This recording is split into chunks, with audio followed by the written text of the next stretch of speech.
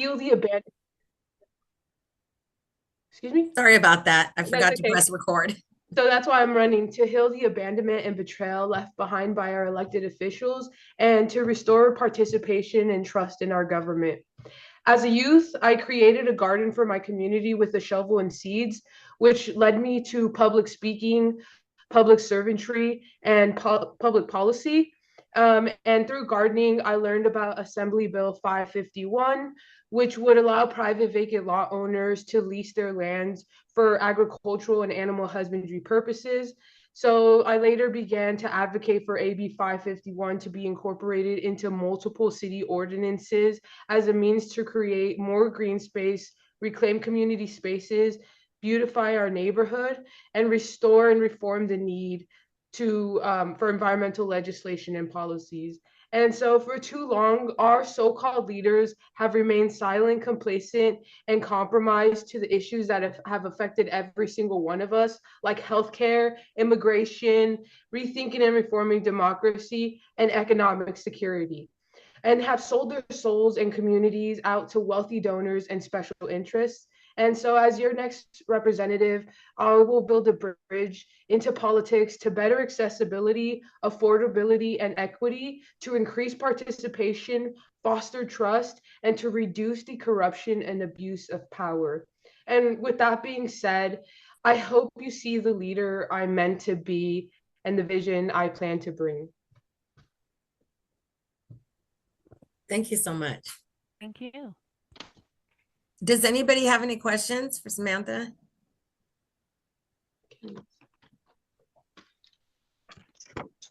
Any hands? I do, but I think my mic is not working. Oh, Oh, it's good to working meet fine, you. Maria. I'm so sorry. That's Sorry, I okay. meant to raise my hand. Okay, thank you. Sorry. Let me lower it. Um, well, first, thank you. Good evening, and thank you all for being here this evening. My name is Maria, and I'm working on a project with the rapper The Game called the Head of State Challenge.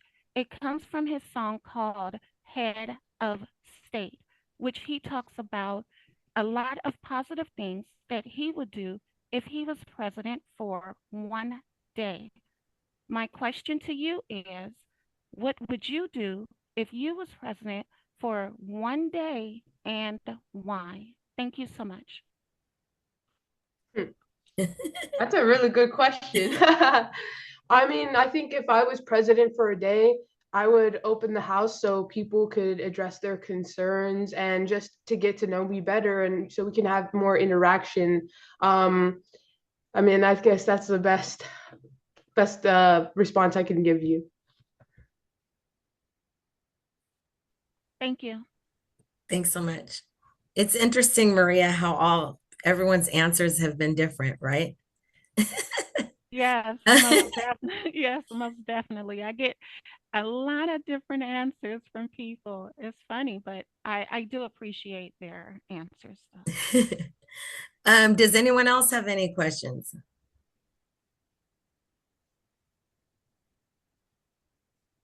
Samantha, what would be the first thing that you would do if you won your seat in Hmm. your seat? First thing I would do, man, I mean, see, I'm very rowdy and fierce. I think I would honestly start like demanding for immigration reform, especially with what's happening within our communities.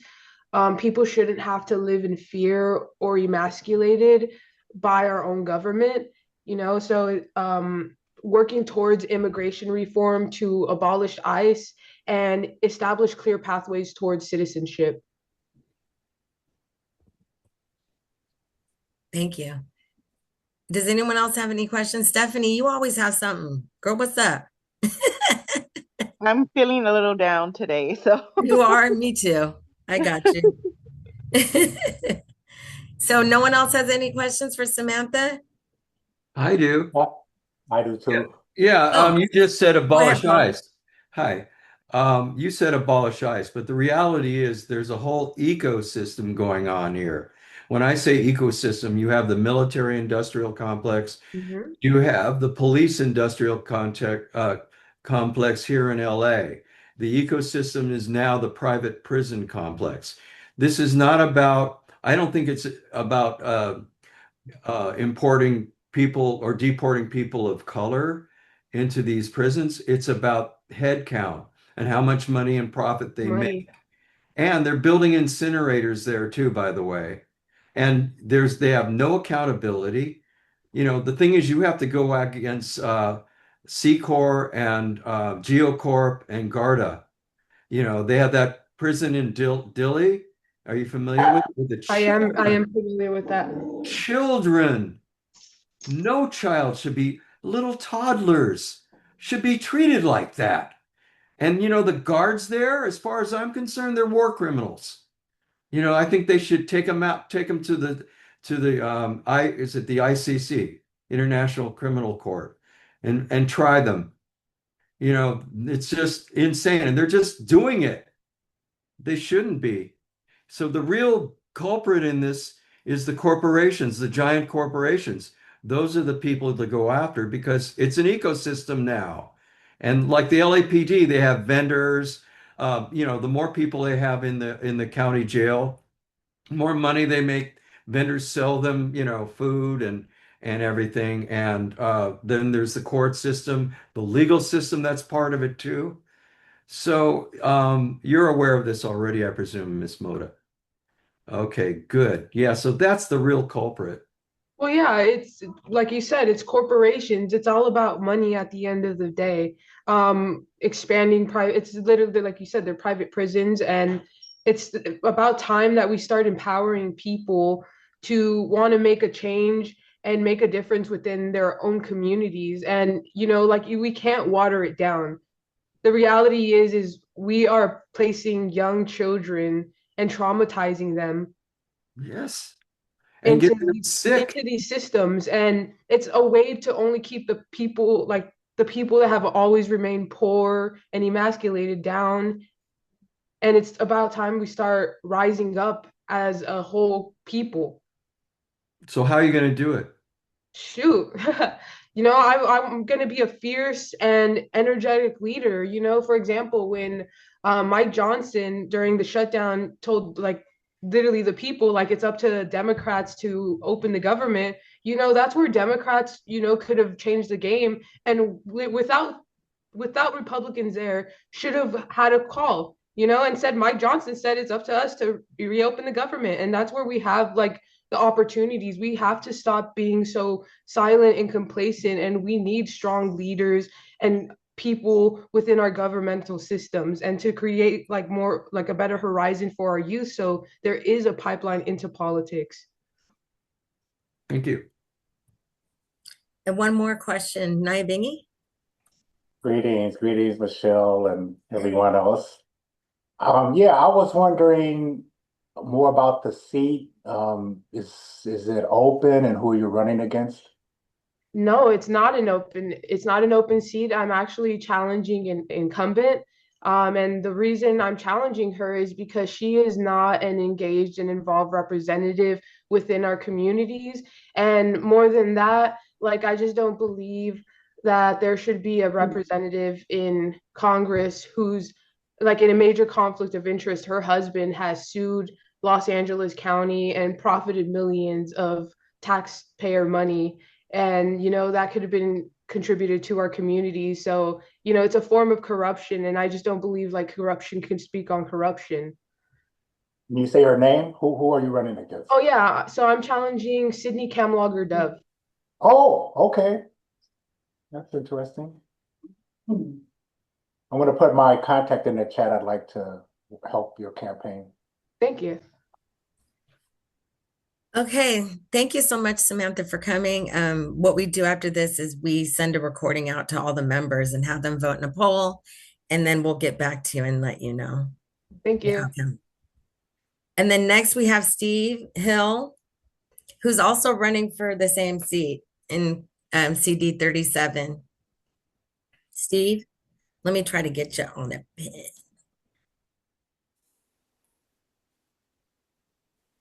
There you go.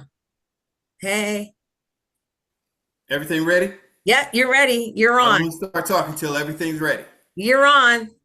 Okay, listen, my name is Steve Hill. I was born on the north side of St. Louis in 1961, about 2 weeks after President Barack Obama. So we've seen a lot of the same things in life. I kind of like to say we grew up together. I joined the United States Marine Corps at the age of 17. My father was a World War II veteran. My brother was a Vietnam veteran. My nephew was an Iraqi veteran. I never saw any combat, but I served for 6 years. After leaving the military, I came to Los Angeles to work in aerospace. I was a CNC machinist for approximately 7 years. A computer numerical control machinist, making high precision parts for aerospace, like programs like the B-2 bombers and all the stealth fighter programs. I got bored with that. I went and did 10 years in prison as a correctional officer. I worked at 2 different maximum security prisons, one being CCI, which is California Correctional Institution at Tehachapi, the other being CSP LAC, which is California State Prison, Los Angeles County, the only state prison within the bounds of Los Angeles County. Had a disagreement with them, and I took an early retirement, and I have, for the last 20 years, I've been appraising real estate, primarily single-family homes in Los Angeles County, Kern County, and San Bernardino counties. I was appraiser when the mortgage meltdown happened, and we'll talk about real estate and the affordability of homes later. But my whole mission statement for running for office is to start a revolution. And Michelle, I don't know if you know this or not, but I have been endorsed by our revolution before. When I ran, I think it was ran for Senate in 2016, or yeah. But anyways, my whole motivation for running for office is to tell the entire nation that our political system, our criminal justice system, and our healthcare systems are all broken. They're fucking broken. And we can't keep doing the same thing, which I refer to as insanity, which is electing the same type of politicians every election cycle and expecting a different result. I'm running against Sidney Collinger Dove, and she's full of shit too. All of these politicians. I first started running in 2015, and as a write-in candidate, which I did very, very well without even spending money, but the Democratic Party helped me at all. So I'm running as a no party preference.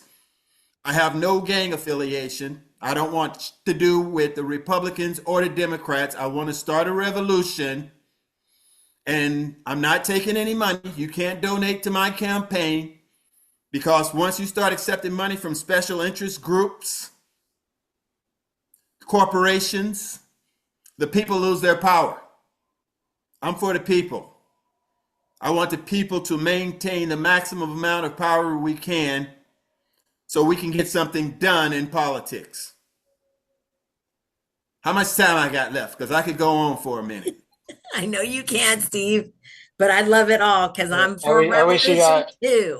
I wish you got all the time. I mean, you got an extra minute. Let me keep going then. Keep on Let me going. tell you guys something about real estate. When the market's meltdown happened, it actually happened in 2007. That's when my business took a hit because the banks didn't know what was going on with their too big to fail ass. I saw thousands of people lose their homes in the Antelope Valley, especially where it's the most affordable housing in Los Angeles County. And most adversely affected were Black people. I live about a mile south of Skid Row. The predominant number of people on Skid Row look just like me. And now they're trying to turn everyone into renters. And, give me some time to talk about immigration. Yeah, like 10 seconds. Okay.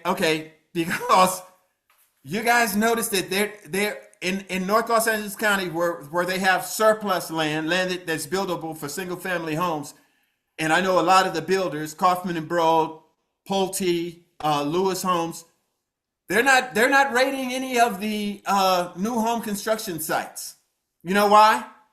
Because then they couldn't build any new houses. Oh, it's a whole lot I want to talk about, but I don't want to infringe upon anyone else's time, so I'll just cut it off right here. Thanks so much, Steve. Maria, I believe Maria is going to have the same question for you. Yes, it's usually the same question. I do try to make sure I'm fair to all. Would you like for me to repeat the question again? Yes, ma'am. Okay, no problem. Thank you so much. Um, Good evening, and thank you all for being here. My name is Maria, and I'm working on a project with the rapper The Game. I'm sorry. I just thought about something that you had said, and I'll mention it later. And I'm working on a project with the rapper The Game called the Head of State Challenge. It comes from his song called Head of State, which he talks about a lot of positive things that he would do if he was president for one day. An example, he talks about helping the kids in foster care, dealing with cancer, um, college being free, student loan debt, et cetera, et cetera. My question to you is, what would you do if you was president for one day and why? Thank you so much for your time. Okay. Very, very, very good question, but I'm gonna give you an answer. You might not like it, but I'm gonna one day, one one day, right? Yes, one day, please. Okay, one day, and I'm gonna use an executive order. You gonna pay my people some damn reparations. We have worked for this country. We helped build this damn country. Everybody else, the Japanese got, money from being in the camps that they were sent to. The Jews got reparations from Germany. Everybody's been paid. The Indians got casinos. Everybody's been paid. They don't want to give black people shit. So that's day one. And then I'm going to use an executive order, just like Trump is using executive orders to violate the human decency and the basic human rights of my Latino brothers and sisters. I thank you for your answer. Thank you again. Thank you for the question. Thanks. Oh my God, love it. And another different answer. I think every answer has been different. Maria's been asking the candidates running in our meetings the same question, and they've all been different. But I can tell you what mine would be. I just put it in the comments because it would be an executive order to end Citizens United. Yes. That's what it would be. Joe has a question for you, Steve. What's up, Melvin? How you doing? But you can call me Steve. It's less white. It's less white than Melvin. I know. Why'd you put Melvin on there? It's Steve. How you been, Steve? Good. Good to see you, brother. Good to see you. Hey, just so you said something earlier, and I wanted to touch on this real quick. You said you're not taking any money from anybody. No. You're taking some money, right? No. No. Joe. Are you not going to fundraise at all? Joe, you know me. I do. If I say I'm not taking no money, that's the problem with politics. It would be oxymoronish for me to say, let's get money out of politics. Let's end Citizens United, and then turn around and put a donate button on my campaign site. That's bullshit. Yeah, I get it. No, I'll pay for it myself. That's how the people keep their power. I'm not going to be beholden to no one but the people, my constituents, the approximately 770,000 people in my district. That's who I work for. I don't work for AIPAC. I don't work for Walmart. I don't even work for the NAACP. All right, brother. Thank you, man. Appreciate the answer. Love you, Joe. Love you too, Does brother. anybody else have any questions? I can ask another one if no one else have one, if we have time. Sure, go ahead, Maria. Okay. First again, thank you. What is your thoughts on formerly incarcerated people getting back into the workplace? Thank you so much. Okay. Since I'm a retired correctional peace officer, and I know how the prison system works. There's a thing called PIA, Prison Industry Authority, where the inmates would work for like ridiculously low slave wages. I think in my cell block, my porters, they were working for like 16 cents an hour. But on the other hand, at California State Prison, Los Angeles County, we had all kinds of vocations. We had masonry, electrical, auto mechanics, upholstery, woodworking, jobs that you can take out that are tangible. I mean, experience, you know how to do these things. But when there's a negative connotation attached to any box that you might have to mark saying that you were formerly incarcerated, it puts up a barrier, an automatic barrier for like you're not hireable. But there's, I like the Homeboy Project here in LA, where they hire people to do things and just treat people like humans and give people a chance. I think they should all be given a chance once, they're calling the Department of Corrections and Rehabilitation now. It was just CDC when I was there. But yeah, these people need another opportunity. If they don't get another opportunity, Skid Row is just going to keep growing. Thank you so much for your answer. Does anyone else have any? Yeah, I'd like to chime in. I like your stance on reparations. And I also do some work on Skid Row. And I'm glad to see a brother running. So I just wanted to let you know. I know that running for office is a very big deal to me. So anybody that's willing to have the courage to do that, I have a lot of respect for it. Thank you. I appreciate that. Yeah, I forgot to mention that. Me too. Because Yeah. I would never ever do it. Oh. But I like the fact that you're not collecting, you're not having to fundraise, Steve, because that's part of the reason why I don't run. I mean, if we didn't have money in politics, I would definitely be in there. Yeah. That's all these politicians do, especially with the 2-year term. As soon as they get elected, they're on the phones again. I got so many friends who are politicians. Oh, so do I. I know they are. Yeah, and they tell me how it is. Mm-hmm. I know, they tell me too. Yeah, I know. It's insane. I really don't want nothing to do with that. So if I could start a revolution by being the first person to ever get elected without selling themselves like a slut then that would be revolutionary. Right? And just let me clear it and define for people. A revolution is only defined by a person or an event that brings about profound social change. And that's all I'm trying to do. Could you imagine getting elected without taking money from AIPAC or corporations or special interests? It's not been done before. So, in the spirit of Huey P. Newton, let's do this. Chris, you have a question? That's my brother, Chris. Hi, yeah. Can you hear me? I can hear you. Yeah. Okay. So since you're self-funding your campaign, there's probably a good chance you're going to be outspent. So what is your plan to counter being outspent? Yeah, well, you know what? I fully anticipate being outspent. But you know what?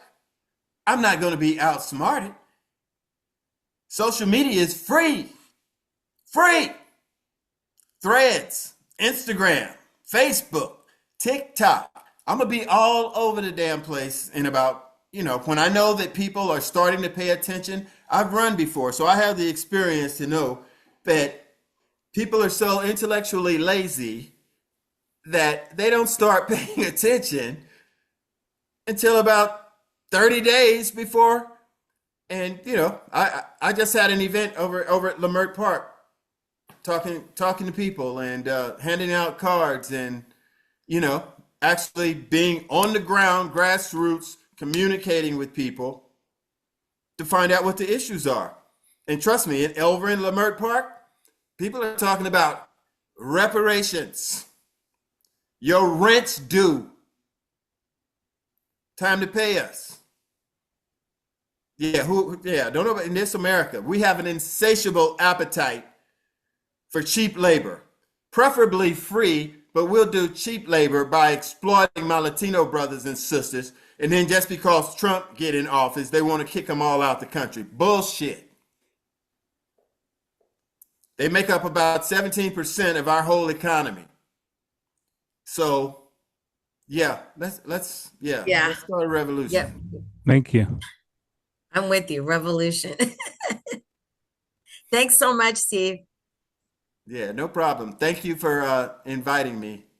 Oh, of course. And I'm going to, do the same thing, send it out to the members, a poll, and I'll get back to you and let you know the outcome. Beautiful.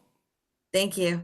And now we have Colin Hernandez running for Assembly in District 51.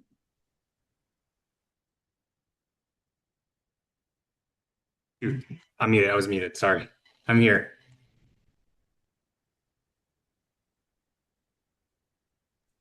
Okay. Hey, Hello? Colin. Oh, Hi. Yeah, all thanks right. so Yeah, much for joining us tonight. 3 minutes to just let us know why you're running, and then you can answer some questions. yeah, sure. Like I said, my name's Colin Hernandez. I'm a ninth generation Californian and I'm an LA native, and I've stayed in LA for most of my life. I've seen this state just commit decades of austerity, where our politicians cater to the wealthy, ultra wealthy at the expense of working class families. And it's driving people away from here, the state. My plan is simple. We have to make California affordable for working class families, not the billionaires who want to nickel and dime us for every single breath we take. So how do we do that? Well, when we talk about affordability, it's a lot more than just, lowering prices. We have to make sure we're putting money back in the pockets of working families. So how do we do that? Medicare for all, CalCare here. We are the fourth largest economy in the world. We are the richest state in this country. There's absolutely no reason why we cannot guarantee healthcare to every single person in this state. We have the means. It's about standing up to the private health insurance lobbies that are such the biggest roadblock. And I'm happy that CalCare is introduced, but I really wish it does well. But if not, if I'm in there, I promise to always introduce it every time I'm there. Another thing, universal childcare. I recently got married, and my wife and I really want to start a family, but the cost of childcare is so incredibly high that it's not just preventing us from starting a family, but so many young people my age from taking that leap. The average family spends up to $24,000 a year for one child. It's like a second rent. Like, think of what families can do if they had that money back in their pockets, how much they can reinvest in their children's education, their children's livelihoods if they had that money back. And finally, housing for all. We're in the middle of a housing crisis. We have to build more, but we especially need to build more social housing for our unhoused neighbors. Housing is healthcare. People with mental health needs do so much better with a roof over their head. And that's kind of like my big plan right there. So, and that's what I'm fighting for. Thanks, Colin. That sounds great. Does anybody have any questions for Colin?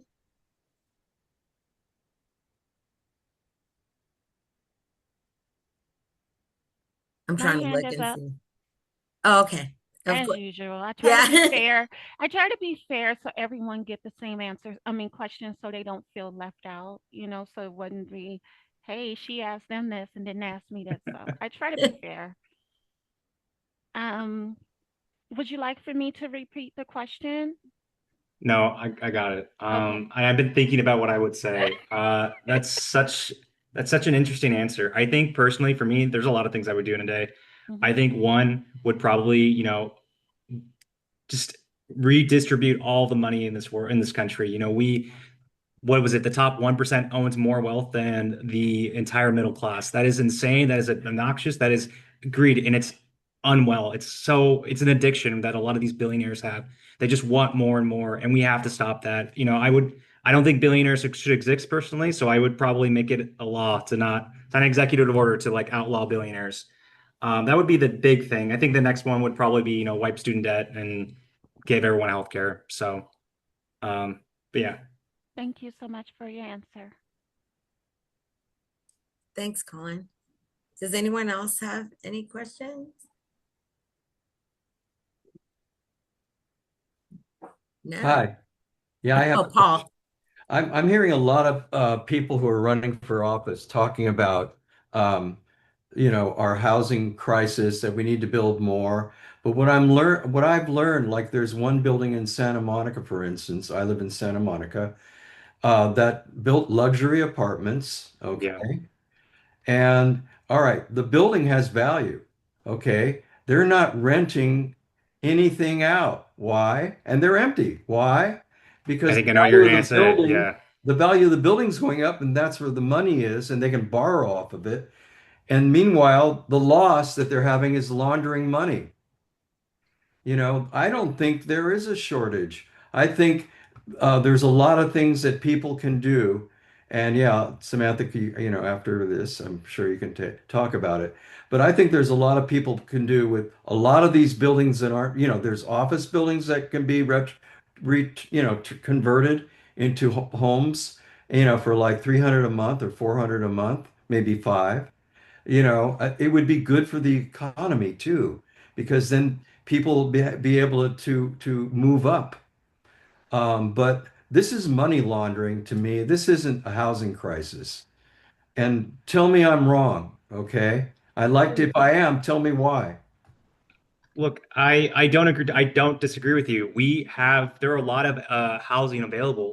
Throughout LA County itself, there are 225,000 empty units and 72,000 unhoused people in the streets of LA.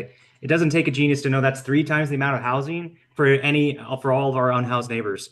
And a large portion of it is because a lot of these empty housings are owned by private equity. Private equity, large corporations, like you said, that keep them empty to artificially inflate the pricing and create this housing crisis we're living in.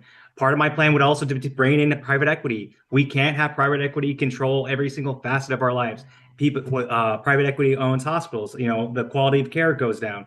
Housing, there's a housing shortage. So while I do agree there are a lot of things we can do, like a vacancy tax, I saw someone say, to open up to make sure that people open up their housing supply. I do think that we still need to build more. I still do think that you can still be pro tenant, pro rent control, and also say like, hey, you can't be charging, like, we need to build more housing and not charge like a leg and an arm for a stupid studio. So like, I think that's also what we can do.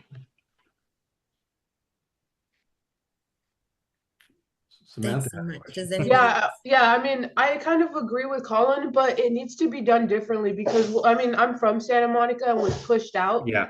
of it, and like so now I'm in the Baldwin Hills area, in the village. And so that's what's happening is the privatization of our communities through affordable housing. And the only way we can make it truly inclusive and affordable is through social and Yes. oh my God, what's Building the other more. word? Social and public housing to make it Yes. truly inclusive and affordable for all. Because I mean, I'm sure like you, Paul, you've seen what's happened at like that new Vaughn's location in Santa Monica. Yeah. Like they're giving themselves a pat in the back for 30% housing and then 70% market rate, where a 3-bedroom, 2-bathroom costs $30,000 a month. Who can afford that? Yeah. Write it off as a loss. That's money laundering. It's just privatizing, and it's sad, because it's like we have people coming into our communities who have no idea the true needs of our communities and the constituents, but are calling the shots out. I look at there was earlier this year or late last year, I don't remember. There was going to be a housing facility for people experiencing mental health crises who are like unhoused on Ocean Avenue.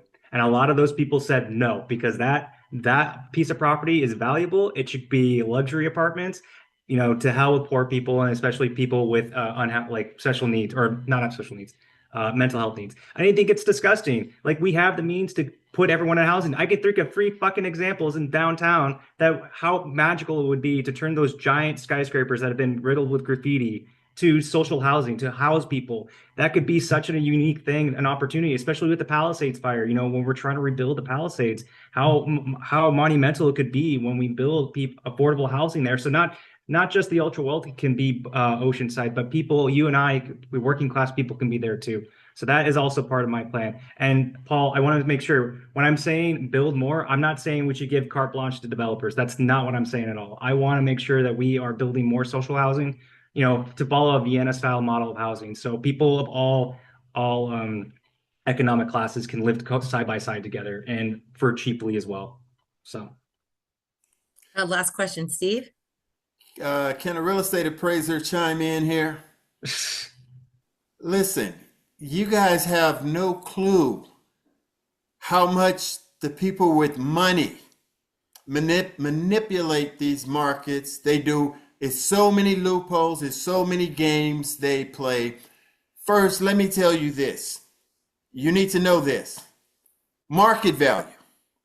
The most probable price that a property would bring under conditions requisite to a fair sale, with both buyer and seller being well informed, acting prudently, and the sale is not affected by any external influence. That's gone. I've been screaming about affordability issues with real estate for 10 years. Too much corporate interest. I've seen what they do. I know their tricks. I know their games. They come into a specific market area. They'll buy 3 or 4 distressed properties, REO or foreclosures, short pays.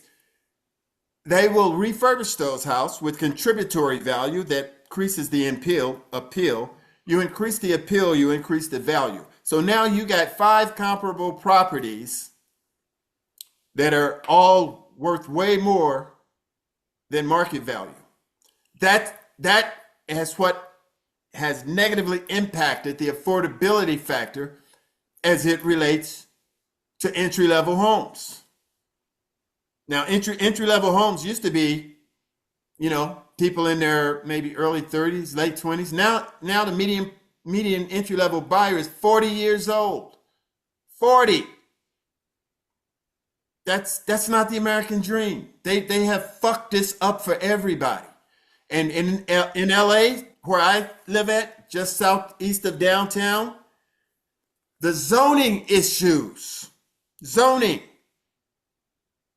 has an impact on property values. They got buildings, little small obsolete factories that were built at the turn of the last century. That antiquated zoning.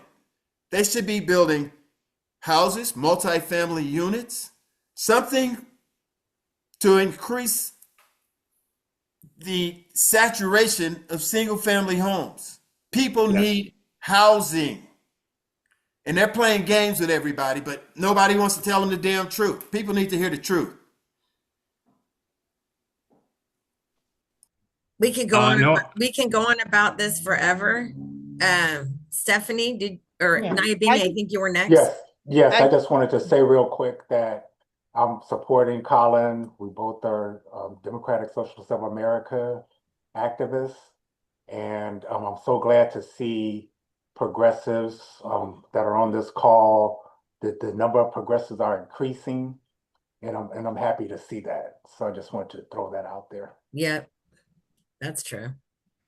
Stephanie, you got. Yeah, I just wanted to say, if you look at the median wage in a certain area, and it's not comparable to the housing in that area, then the market rate is bullshit. The market rate needs to be tied to wages. And if it's not tied to wages, it's bullshit. Exactly. No, I agree. And I think, what was it? It was New Mexico that tied housing to minimum wage. So they can't raise, to what you're saying, they can't, it has to be part of the median wage to fit what could be affordable in the state of New Mexico. And I agree, that's something like that should happen in California too. Yeah, I would agree with having a UBI for first-time home owners, universal basic income, so they can keep their property values up, so they don't have deferred maintenance. Because when you have houses that all look good in one area, that is the optimal in keeping property values up. Mm-hmm. But yeah, it's a lot that people need to know. I also believe it's also just bigger than affordable housing as well, because according to the United Nations, we have 50 harvests left. So it's a whole system. It's multiple systems that need reforming in order to like just make our communities better, and so we as a people can thrive. And that's like my whole life has been like really focused on urban agriculture. And that was because like where I live, there was a vacant lot there for like 50 years, and it's still vacant to this day. And I know my council members are looking up, whereas like I'm looking down at the ground, and that's like soil is the solution, but it's also the problem. And so long as we could keep degrading the land, we're gonna have more flash floods. We're gonna have like not like sustainable food, because I mean, we can have all this affordable housing, but what does housing mean without clean food, clean water, and clean air? Yeah.